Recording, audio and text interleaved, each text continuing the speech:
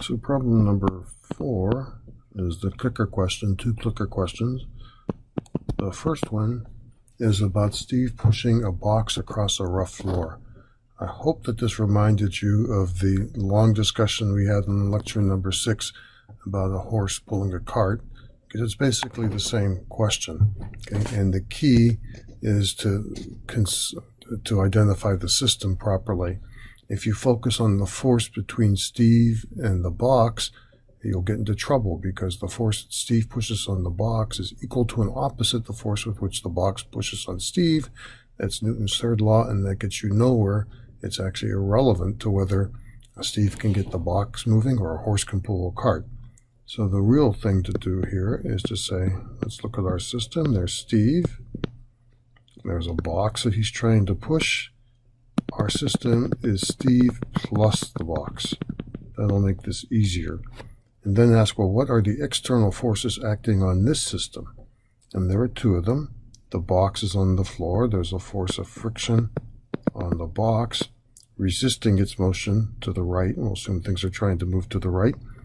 And there's a force of friction on Steve, but that's pushing to the right, because remember, Steve is pushing back on the floor, and Newton's third law says if he does that, the floor pushes back on Steve with an equal and opposite force. That's the force of friction. If you put Steve on ice and had the box not on ice, then you'd remove that force of friction, and Steve couldn't push on the floor couldn't push on Steve, and the box could never move. So it's these 2 forces that you want to consider, and what you need to accelerate the box to get it moving is the force of friction on Steve is greater in magnitude, and they're opposite in direction, is greater in magnitude than the force of the friction on the box. And then you've got no problem moving. Now, in fact, Steve would think he's doing is he's pushing back on the floor with a force that's bigger in magnitude than the force of friction on the box.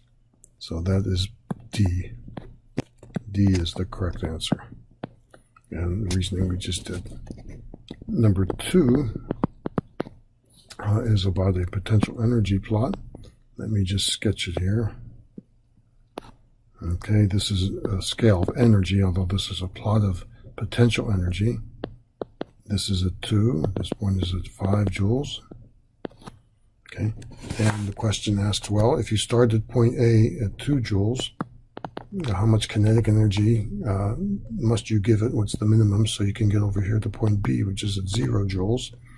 Remember that if we were to draw a line of total energy, then the difference between potential and total energy is the kinetic. And so if you had total energy somewhere down here below 5, the particle would have a lot of kinetic energy at point A, but it would have less and less and less as it got to this point, and that would be a turning point at which the particle would stop and go back. It could never get over the hump and get to B. So what you need to do is to raise the total energy to slightly above 5 joules. That way, when the particle, as the particle makes it up here, it never reaches a turning point. When it gets to this point, the top of the potential energy curve, it has at least a little bit of kinetic energy left. So the answer is, to get to 5 joules total, you need to add 3 to 2. You need 3 joules. That's answer number C, and that's it.